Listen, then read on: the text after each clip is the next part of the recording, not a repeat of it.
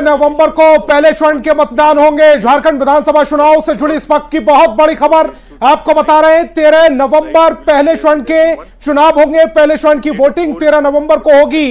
इस वक्त की बड़ी खबर, इलेक्शन कमीशन ने बड़ा ऐलान किया है। झारखंड विधानसभा चुनाव से जुड़ी इस वक्त की बहुत बड़ी खबर आप तक पहुंचा रहे हैं। 13 नवंबर तारीख याद रखिए, पहले चरण के चुनाव होंगे और 20 नवंबर को दूसरे चरण के। Request that through you that all the voters of Jharkhand and Maharashtra कृपया बाहर आइए, कृपया वोट करिए। लोकतंत्र के उत्सव में आपकी भागीदारी कि हम बहुत ही रिक्वेस्ट करते हैं, अपील करते हैं आपसे। Thank you very much. Jharkhand विधानसभा चुनाव से जुड़ी इस वक्त की बड़ी खबर आपको बता रहे हैं। झारखंड में 2 चरणों में चुनाव होंगे। पहला चरण 13 नवंबर को होगा, दूसरा चरण 20 नवंबर को होगा। 20 नवंबर को ही महाराष्ट्र में भी चुनाव होंगे और महाराष्ट्र में एक ही चरण में चुनाव होंगे और 23 तारीख यानी 23 नवंबर को मतगणना यानी कि रिजल्ट का दिन होगा। तो पहले चरण में इस वक्त की बड़ी खबर आपको बता रहे हैं, 43 सीटों पर मतदान होंगे। पहले चरण यानी कि 13 नवंबर को 43 सीटों पर वोट डाले जाएंगे। दूसरे चरण में यानी कि 20 नवंबर को 38 सीटों पर वोट डाले जाएंगे और 23 नवंबर को रिजल्ट आएगा, किसकी सरकार बनेगी। सबसे पहले सबसे तेज नतीजे आपको दिखाएंगे न्यूज 18 बिहार झारखंड पर। तो पहले चरण में 43 सीटें हैं, 13 नवंबर को उस दिन मतदान होगा। दूसरे चरण में 38 सीटें हैं, 20 नवंबर को मतदान होगा और रिजल्ट की तारीख होगी 23 नवंबर जब सरकार बनेगी। और कई सवाल जो इस समय जहन में चल रहे होंगे उनका जवाब 23 नवंबर को मिलेगा। सबसे तेज नतीजे न्यूज 18 बिहार झारखंड पर देखना ना भूलिए। तो मुख्य चुनाव आयुक्त को सुन रहे थे आप, जिन्होंने ऐलान कर दिया है झारखंड विधानसभा चुनाव 2 चरण में कराए जाने हैं, जिसमें पहला चरण 13 नवंबर को होगा, जिसमें 43 विधानसभा की सीटों पर वोटिंग होगी और दूसरा चरण 20 नवंबर को होगा। 38 विधानसभा की सीटों पर वोट डाले जाएंगे और मतगणना की तारीख 23 नवंबर बताई जा रही है, काउंटिंग की तारीख जिस दिन नतीजे सबके सामने होंगे। और इस वक्त की बड़ी खबर आपको बता रहे हैं, झारखंड और महाराष्ट्र दोनों ही जगहों पर चुनाव के तारीखों का ऐलान कर दिया गया है। महाराष्ट्र में एक चरण में ही चुनाव होंगे, जिसकी तारीख 20 नवंबर बताई जा रही है। वहीं झारखंड में 2 चरण में चुनाव इस बार कराए जाने हैं। अगर आपको याद हो तो 2019 में 5 चरणों में चुनाव हुए थे, लेकिन इस बार चुनाव आयोग 2 ही चरण में चुनाव कराने जा रहा है। और न्यूज 18 बिहार झारखंड ने पहले ही आपको ये खबर बता भी दी थी, पहले ही आपको बताया था कि ऐसी संभावना है कि इस बार 2 चरण में ही चुनाव होंगे।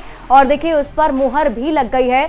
चुनाव आयोग की तरफ से जो तारीख का ऐलान किया गया है उसमें 2 चरण में चुनाव कराए जाएंगे। और अविनाश हमारे संवाददाता ज्यादा जानकारी के साथ जेवीएम कार्यालय से जुड़ रहे हैं। अविनाश, तारीखों का ऐलान हो चुका है, जेवीएम कार्यालय में इस समय क्या कुछ खास चल रहा है?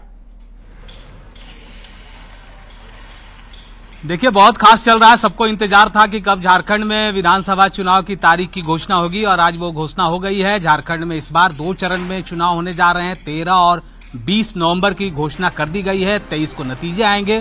पिछली बार की अगर हम बात कर लें तो 5 चरण में ये चुनाव हुए थे और अगर सीटों के लिहाज से बात कर लें तो पहले चरण में 43 और दूसरे चरण में 38 सीटों पर मतदान होना है। ये जेवीएम ऑफिस के मैं बाहर खड़ा हूं और जब मैं यहाँ पहुंचा तो बहुत सारे नेता अलग अलग जिलों से भी आए हुए थे। दादा 2 चरण में चुनाव होंगे, तैयार हैं आप लोग? झारखंड मुक्ति मोर्चा बहुत पहले से तैयार है। हमारे केंद्रीय अध्यक्ष और कार्यकारी अध्यक्ष माननीय मुख्यमंत्री हेमंत सोरेन जी वो पहले ही बोल चुके हैं कि जब चुनाव करावे हम तैयार हैं। झारखंड मुक्ति मोर्चा के एक सिपाही तैयार। एक सिपाही कहाँ से हैं आप? पांकी विधानसभा। ये हाथ में क्या लिए हैं? हाँ पाठक जी,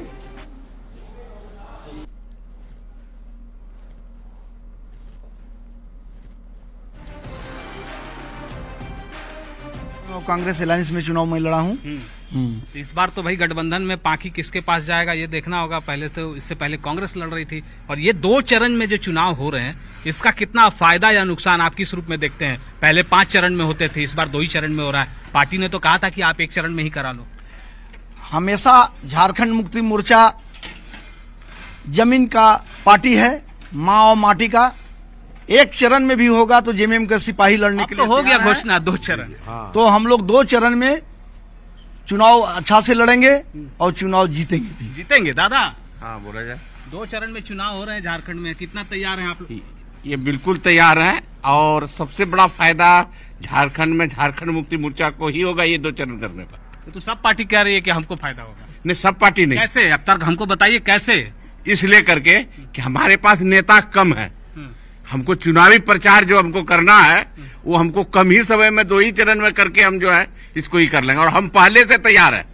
ये तो लेट से चुनाव घोषणा हुआ, हम तो 2 महीना पूर्व से हम तैयार है, कमर कस लिए हैं। तो आपकी पार्टी तो कह रही थी कि इतनी जल्दीबाजी क्यों है, हमारा तो समय, और चुनाव आयोग भी कह रही है भाई 6 जनवरी 2025 तक था। हाँ, तो देखियो समय तो था मेरा दिसंबर में, लेकिन अब अगर चुनाव आयोग का पे निर्भर है ये, लेकिन हम लोग तैयारी पूरा कर लिए हैं। और कल हम लोगों की बैठक भी हुई केंद्रीय समिति की। संथाल से आप आते हैं, संथाल जेएमएम का गढ़ भी कहा जाता है। इस बार कैसा प्रदर्शन रहेगा और क्या तैयारियां हैं? लोग आपको ही क्यों चुने? कौन सा ऐसा आपने काम किया आपको लगता है कि इसी सरकार को वोट मिलेगा? देखिए, ये सरकार की जो योजनाएं हैं आप भी देखे होंगे। अभी तत्काल मैया सम्मान योजना जो कि माननीय हेमंत सोरेन जी का है, बहुत कम समय में। वापस लौटती हूँ अविनाश, हमारे साथ दिवाकर तिवारी ब्यूरो चीफ जुड़े हुए हैं झारखंड के, उनसे जान लेते हैं। दिवाकर जी, अब तारीखों का ऐलान कर दिया गया है जिसका इंतजार किया जा रहा था। 2 चरण में इस बार चुनाव कराए जाने हैं। जी बिल्कुल, 2 चरण में चुनाव कराए जा रहे हैं और हमारी खबरों पर मुहर लग गई है। न्यूज 18 ने पहले ही बताया था कि इस बार जो है चुनाव आयोग 2 या 3 चरणों में ही चुनाव कराएगा और चुनाव आयोग ये लगातार संकेत दे रहा था। स्टेट का जो चुनाव आयोग का विंग है वो भी अपनी तैयारियों के मद्देनजर ये बात कहता आ रहा था कि 2 चरणों में झारखंड में चुनाव हो सकते हैं। तो अब 2 चरणों में चुनाव होंगे। पहले फेज में 43 सीटें और दूसरे फेज में 38 सीटों पर मतदान होगा। तो अब देखना होगा कि एक तरफ एनडीए है और दूसरी तरफ जो है इंडिया अलायंस है। दोनों में जो है जोरदार मुकाबला है, कांटे की टक्कर है और सीधा मुकाबला है। हालांकि छोटे प्लेयर हैं, अभी एक और नई पार्टी बनी है जिसने सबसे पहले अपने उम्मीदवारों की घोषणा कर दी है, झारखंड लोकतांत्रिक क्रांतिकारी मोर्चा, जिसने लोकसभा चुनाव में ठीक ठाक जो है वोट पाया था। सीमित क्षेत्रों में उनका प्रभाव है। तो ऐसे में देखना होगा कि जो 2 महत्वपूर्ण गठबंधन चुनाव लड़ रहे हैं, किस गठबंधन के खाते में कितनी सीटें आएंगी। पहले से ही जेएमएम जो है सत्ताधारी गठबंधन इंडियन अलायंस का पार्ट है और उसके पास 30 सीटें हैं। तो इस बार जो है बीजेपी जिसे संथाल में और कोल्हान में खास तौर पे कामयाबी नहीं मिल पाई थी 2014 के मुकाबले, इस बार जो है बीजेपी ने इन 2 क्षेत्रों में जोरदार तरीके से तैयारी कर रही है और इन 2 क्षेत्रों में सेंधमारी भी बीजेपी ने किया है। लोकसभा चुनाव से पहले उसने शिबू सोरेन परिवार की जो महत्वपूर्ण नेता है, शिबू सोरेन की पुत्रवधू रही हैं सीता सोरेन, उनको अपने पाले में लाया। हालांकि लोकसभा चुनाव जीत नहीं पाई है, लेकिन इस बार चर्चा है कि वो चुनाव मैदान में उतरेंगी। तो दूसरी तरफ कोल्हान क्षेत्र की बात करें तो कोल्हान क्षेत्र में पूर्व मुख्यमंत्री चंपई सोरेन को अपने पाले में बीजेपी ने खींच लिया है और कद्दावर नेता गीता कोड़ा और मधु कोड़ा को भी जो है बीजेपी ने शामिल कराया है। तो बीजेपी को उम्मीद है कि जो कोल्हान की कुल 14 सीटें हैं, जिसमें आदिवासियों के लिए 9 सीटें आरक्षित हैं, 14 सीटों में बीजेपी को पिछले 2019 के चुनाव में खासी कामयाबी नहीं मिल पाई थी और बीजेपी जो है सिफर पर ही सिमट गई, यानी कि 0 सीटें, कोई भी सीट हासिल नहीं। ठीक है, बिल्कुल। अगर दिवाकर जी, अगर हम ऐसे देखें अभी फिलहाल, तो क्या कुछ रिएक्शन अब तक सामने आ पाया किसी भी पार्टी का? किस तरीके से जो ऐलान हुआ है उसको वो लोग देख रहे हैं? बीजेपी लगातार कह रही है कि उसके उम्मीदवारों के नाम की सूची तैयार है, उसके अलायंस में सीटों का फार्मूला तैयार है, बस चुनाव की तारीखों की घोषणा होगी और 48 घंटे के अंदर वो अपने चुनावी तैयारियों को गति दे देगी, यानी कि उम्मीदवारों के नामों की सूची आ जाएगी। और आज महत्वपूर्ण बैठक हो रही है दिल्ली में। चलिए ठीक है दिवाकर जी, मैं आपके पास वापस लौटी हूँ। हमारे साथ रमाकांत महतो जी बीजेपी प्रवक्ता जुड़ चुके हैं। जिसका इंतजार कर रहे थे आप लोग, वो तारीखों का ऐलान हो चुका है अब। रमाकांत जी, 2 चरणों में चुनाव होंगे, 13 और 20 नवंबर बताया जा रहा है। जी, हम बधाई देते हैं चुनाव आयोग को कि उन्होंने झारखंड में चुनावी उद्घोषणा कर दी और भारतीय जनता पार्टी इस बार प्रचंड बहुमत से झारखंड में सरकार बनाएगी। जिस तरीके से झारखंड मुक्ति मोर्चा की सरकार ने 5 सालों में जनता के सपनों को चूर चूर करने का काम किया है, युवाओं के सपने को चूर चूर किया है, किसानों के सपने को चूर चूर किया है, यानी पूरी झारखंड को इन्होंने केवल और केवल भ्रष्टाचार दिया और लूटने का काम किया है। उसका जवाब इस बार झारखंड की जनता इस सरकार को देगी। इसलिए इन्होंने अंतिम समय में जब इस सरकार सांसें गिन रही थी तो आनन फानन में इन्होंने मैया योजना लेकर के आई और वो योजना भी इनका असफल रहा, और अबुआ आवास योजना भी इन्होंने लेकर के आई, वो योजना भी इनकी असफल रही।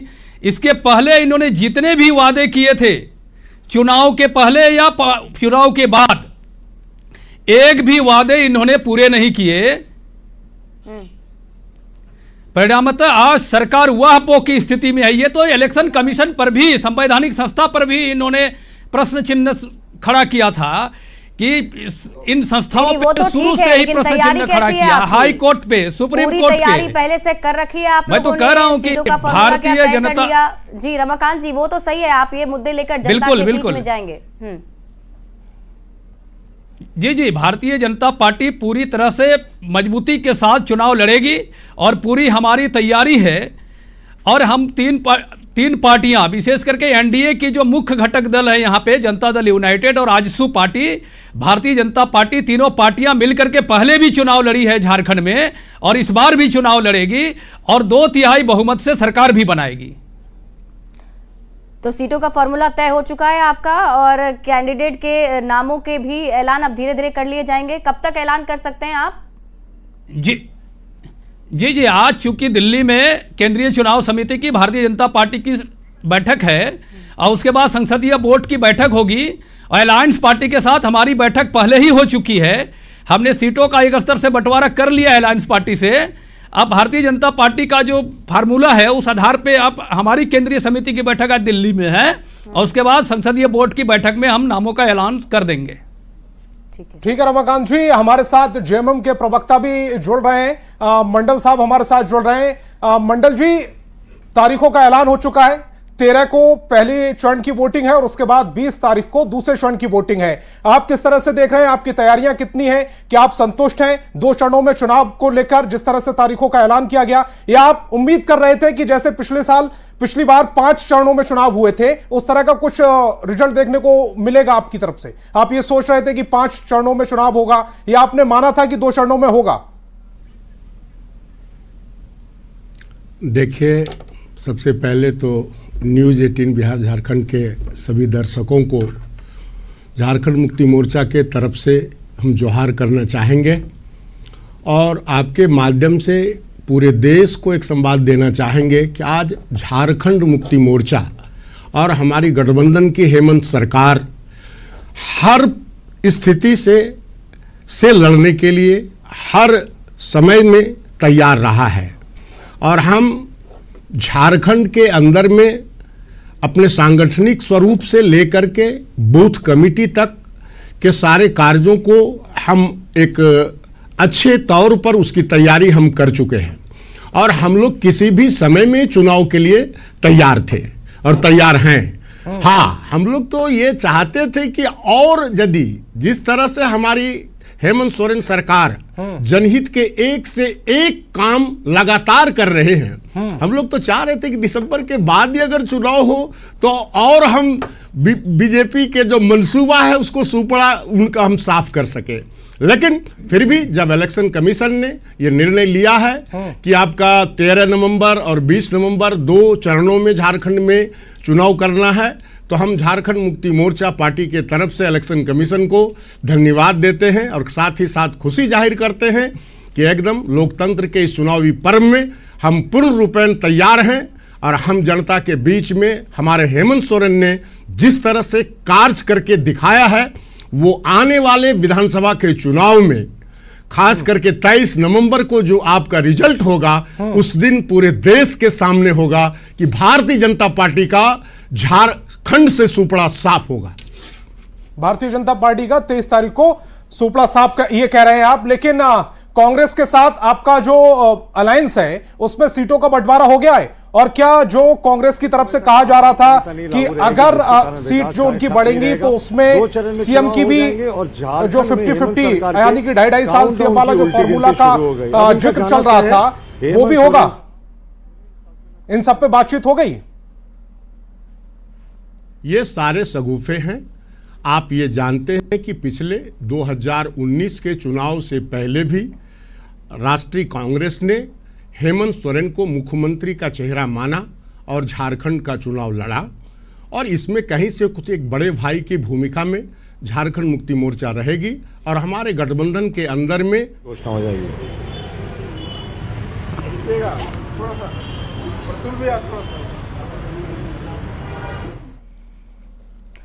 ठीक है, चलिए ठीक है, वो देखना होगा कि आप लोग किस तरीके से तैयारी कर रहे हैं और क्या सीटों का फॉर्मूला सामने आता है। उम्मीद करते हैं बहुत जल्द आप इसका ऐलान भी कर देंगे। राकेश सिन्हा हमारे साथ जुड़े हुए हैं प्रदेश महासचिव कांग्रेस से। राकेश जी, किस तरीके से पहले तो आप इसको देख रहे हैं जो तारीखों का ऐलान हुआ है और कितनी मजबूती से इस बार चुनावी मैदान में जाना है? नहीं, बिल्कुल देखिए, जब युद्ध की रणभेदी बज जाती है तो युद्ध की रणभेदी बजने के पूर्व और युद्ध की रणभेदी बजने के वक्त तमाम सिपाही मैदान में उतर जाते हैं, और हम लोग पूर्व में ही चुनावी समर में उतर चुके थे। हमारा जनसंवाद कार्यक्रम लगातार एक एक असेंबली में जनता के साथ चल रहा था। डायरेक्ट हम जनता से रूबरू हो रहे थे। तमाम चुनाव की तैयारियां हमारे अंदर पूरी तरह मजबूती के साथ तैयार है। हमें हेलो जी आवाज आ रही है? हेलो जी राकेश हेलो जी, मैं सुन पा रही हूं आपको, बोलिए आप।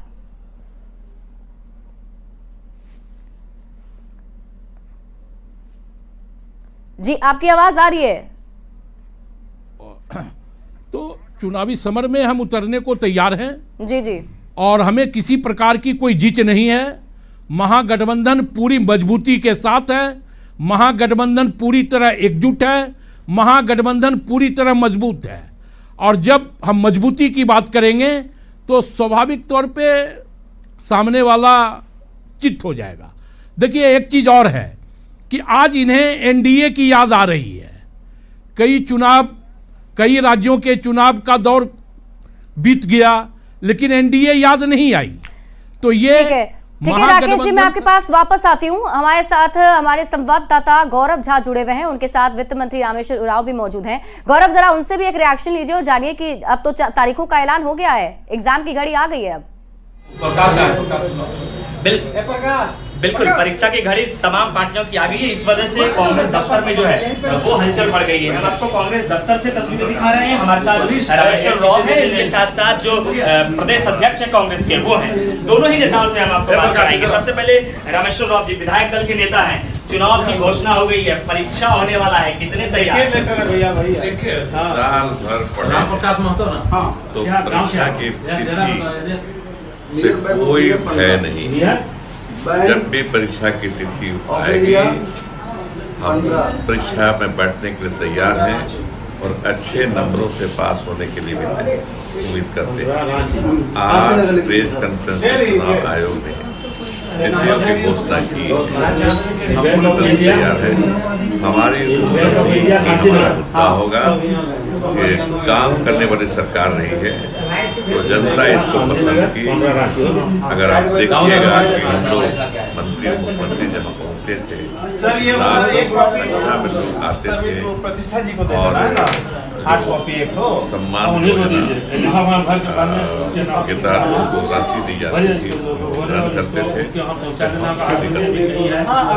एक सवाल आपसे करना चाहिए क्योंकि आप अधिकारी भी रहे, चरणों में बताओ, सिर्फ 2 चरण में झारखंड में चुनाव, इसके पीछे की वजह क्या रही होगी और इससे क्या कुछ फर्क पड़ेगा? मैं तो कहूँगा कि हम तो कहे थे, हमारी पार्टी ने कहा था चुनाव आयोग से कि 1 चरण में कीजिए और अधिक से अधिक 2 चरण, ज्यादा चरण में मत कीजिए, उससे दिक्कत होती है पार्टियों को भी और संसाधन जुटाने वाले प्रशासन को भी। तो हमारी बात को मानेंगे, मैं मानता हूं कि हमारी बात को चुनाव आयोग ने माना और एक नहीं तो 2 चरण में हो रहा है, तभी खत्म हो रहा है। झारखंड मुक्ति मोर्चा तो इलेक्शन कमीशन से नाराज है, क्या कांग्रेस भी नाराज है? नहीं, मैं जानता हूँ उनका, आप जिसका नाम ले रहे हैं उनका पता नहीं मुझे, कांग्रेस नाराज नहीं। बिल्कुल कांग्रेस में खुशी है। और अब हम आपको प्रदेश अध्यक्ष से बात कराएंगे। प्रदेश अध्यक्ष को जिम्मेदारी इस वजह से दी गई है क्योंकि चुनाव बेहतर तरीके से हो, अधिक से अधिक सीट जीतने का क्या समीकरण सेट किया है? हम लोग का पूरा समीकरण है। अभी जो गठबंधन सरकार की उपलब्धियां हैं उसको लेकर हम लोग जाएंगे और उसके लिए प्रचार प्रसार हमारे माननीय मुख्यमंत्री जी ने सभी प्रमंडलों जिलों में जा करके जो उपलब्धियां हैं वह जनता तक, यहाँ तक कि जनता गांव तक, गांव की सरकार, जनता की सरकार वह हर जगह पर अपना भ्रमण किया है। हमारे कांग्रेस पार्टी के नेता लोग भी विभिन्न प्रमंडलों में, जिलों में, प्रखंडों में, और हम लोगों ने भी, हमें जब भी आए इस पद पर, अध्यक्ष के पद पर, तो पूरे जिले में हम लोगों ने संवाद कार्यक्रम चलाया, जन संवाद कार्यक्रम चलाया और कैंपेन कमेटी के माध्यम से भी लोगों को हम लोगों ने ये सरकार की उपलब्धियों से। कमलेश जी, मुद्दा क्या होगा इस बार के चुनाव? अरे मुद्दा हम लोगों का होगा, सरकार की उपलब्धियां होगी और भाजपा की नाकामी होगी। आज वह जो है अपना जुमला अभी तक करते रहे, 15 लाख आज तक नहीं किसी के खाते में गया, 2 करोड़ लोगों को रोजगार युवाओं को देने का वो कहीं दिखाई नहीं दिया। महंगाई पर इतना कमर तोड़ महंगाई है, उस पर वो चुप है। बहुत सारे हैं, उनकी विफलता है और हमारी सफलता है, हमारी सरकार की, गठबंधन सरकार की उपलब्धियां हैं। ठीक है गौरव, और देखना होगा जो इन मुद्दों को लेकर ये जाते हैं लोगों के बीच में, तो जनता का क्या रिस्पॉन्स होता है। और हम दर्शकों के लिए बता दें कि जो 2 फेज में इस बार इलेक्शन का ऐलान किया गया है, तो हम आपको बताते हैं कि कौन कौन से सीट पर किस फेज में वोटिंग होगी। अगर हम सबसे पहले शुरुआत करें फेज नंबर 1 की, तो इसमें 43 विधानसभा की सीटों पर वोटिंग होनी है और इसकी तारीख है 13 नवंबर। अगर हम सीट वाइज नाम की बात करें तो सबसे पहले देखिए 19 तारीख को ये बताया जा रहा है कि जो कोडरमा की सीट है उस पर वोटिंग होगी। बरकट्ठा की सीट है उस पर वोटिंग होगी पहले चरण में। बढ़ी, बड़कागांव, हजारीबाग, सिमरिया, चतरा, बहरागोड़ा, घाटशिला, पोटका और जुगसलाई, ये ऐसी सीटें जिसमें फेज 1 में वोटिंग होनी है और इन लोगों को तैयार भी रहना है 13 नवंबर के लिए। जुगसलाई जो सीट है उस पर भी वोटिंग जो है 13 तारीख को होगी, पहले चरण में होने वाली है। जमशेदपुर ईस्ट और जमशेदपुर वेस्ट पर भी पहले फेज में मतदान होगा। तो एक एक करके हम आपको सीट बता रहे हैं और यहाँ के लोगों को तारीख भी याद रखनी है कि इसी दिन जाकर आपको वोट करना है। 13 नवंबर की वो तारीख है जब पहले फेज की वोटिंग होगी। और उसमें देखिए ईचागढ़ की जो सीट है वहां पर भी पहले फेज में वोटिंग होनी है। सरायकेला, चाईबासा, मझगांव, जगन्नाथपुर की सीट है, यहां भी पहले फेज में वोटिंग होने वाली है। मनोहरपुर, चकधरपुर, खरसावा, तमाड़ की जो सीट है यहां भी पहले फेज में वोट होगी।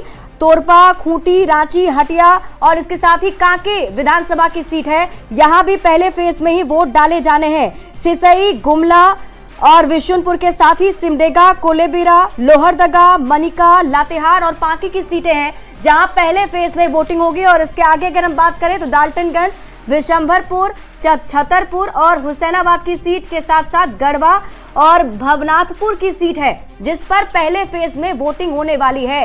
तो ये जो 43 विधानसभा की सीटें हम आपको बता रहे हैं, पहले फेज में 13 नवंबर को इस पर वोट डाले जाएंगे। और आप सभी को, खास तौर पर इस इलाके में रहने वाले जो लोग हैं झारखंड में, उन्हें इंतजार रहेगा और उन्हें ये तारीख याद भी रखनी है कि 13 नवंबर को जाकर वोट डाले, जरूर डाले। हमारे साथ झारखंड ब्यूरो चीफ दिवाकर तिवारी एक बार फिर से जुड़ चुके हैं, उनका फिर से रुख कर लेते हैं। दिवाकर जी, देखिए एक एक करके हम सीट भी बता रहे हैं लोगों को कि कौन कौन से चरण में किस सीट पर वोट डाले जाने हैं।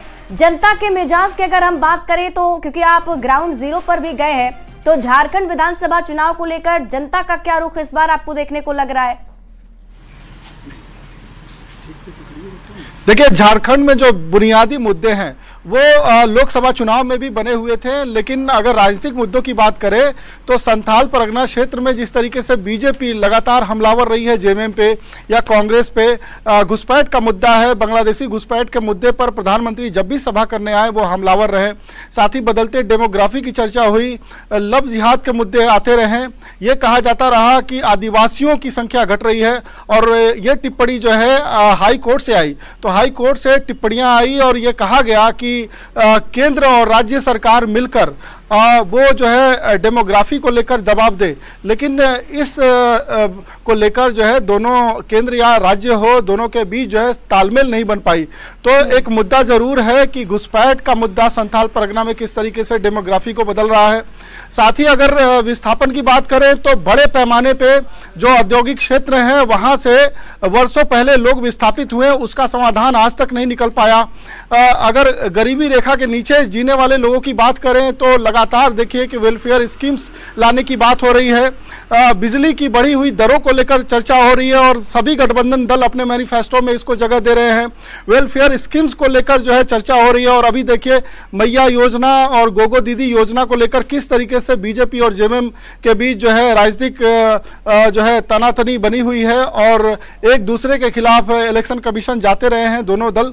अब देखना होगा कि चुनाव आचार संहिता के बाद जो है दोनों दल किस तरीके से इन मुद्दों पर जो है आक्रामक होंगे। लेकिन बुनियादी जो मुद्दे हैं, झारखंड में कई ऐसे क्षेत्र हैं जो रेलवे लाइन अभी अभी आई है, तो झारखंड में 24 साल गठन के हो गए और झारखंड अगर शहरीकरण की बात करें, अभी अभी इलेक्शन कमीशन से जो डेटा आया उसमें 20,000 से ज़्यादा जो है पोलिंग बूथ वो ग्रामीण क्षेत्र के हैं और करीब केवल 5,000 जो पोलिंग बूथ है वो अर्बन क्षेत्र में है। तो यानी कि शहरीकरण बहुत कम हुआ है। जल जंगल जमीन की बात होती है कि झारखंड के जो है पर्यावरण के साथ छेड़छाड़ न किया जाए, इको फ्रेंडली डेवलपमेंट हो।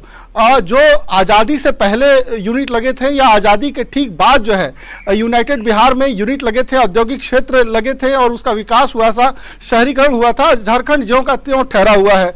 तो झारखंड के लोग इन बुनियादी मुद्दों पर बातचीत कर रहे हैं, रोजगार के मुद्दों पर बातचीत कर रहे हैं, महंगाई के मुद्दों पर बातचीत कर रहे हैं।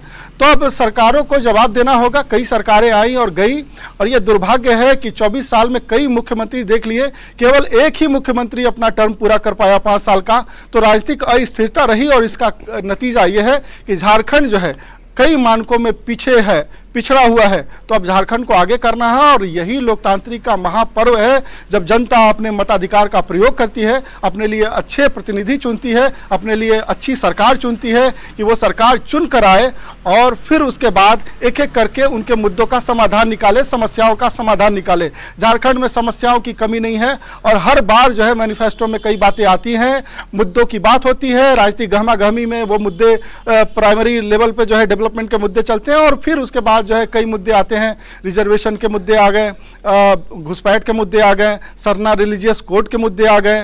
तो स्थानीयता आधारित जो है नियुक्तियों की बात होने लगी कि स्थानीय कौन है इसको डिफाइन करे। पिछली सरकार 85 का कट ऑफ करके गई तो नई सरकार ने जो है एक बिल पास कराया, उसने कहा कि 1932 से जो पहले हैं उन्हें जो है स्थानीय माना जाए और उन्हीं को ही तृतीय और चतुर्थ वर्ग की नौकरियों में जगह दी जाए। तो तमाम मुद्दे हैं और इन मुद्दों पर जो है जनता मुखर है और लोगों से हिसाब किताब लेगी और सरकार को भी हिसाब किताब देना होगा। और विपक्ष में जो लोग हैं उनकी भी जवाबदेही बनती है कि आप गंभीर मुद्दों पर कितना सरकार को घेरने की कोशिश किए। विधानसभाएं जो है जो चलती हैं तो छोटे जो है सत्र चलते हैं और उसमें हंगामा होता है। तो ये तमाम मुद्दे अब होंगे चुनावों के मैदान में और इन मुद्दों पर जनप्रतिनिधियों को जवाब देना होगा, उम्मीदवारों को जवाब देना होगा। लेकिन दिवाकर जी